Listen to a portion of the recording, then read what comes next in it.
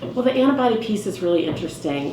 Just to give people some ideas, we use antibodies to treat other things. For instance, with rabies exposure, we know people don't walk around with antibodies to rabies, most of us.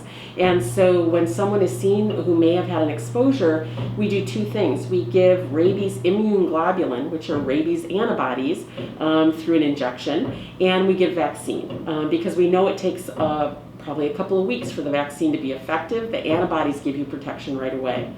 We also have a disease called respiratory syncytial virus that tends to cause severe respiratory breathing problems in particularly premature infants.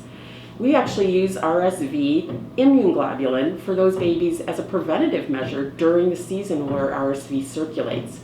So we know that these can be effective treatment, and those are basically clinical trial protocols are going on around the use of plasma, which is given to basically deliver antibodies to patients with serious illness. So, there isn't really much out there right now about effectiveness. There are some small anecdotal reports that seem to say it may be very promising, but we just don't know yet. But we're going to learn a lot more very quickly.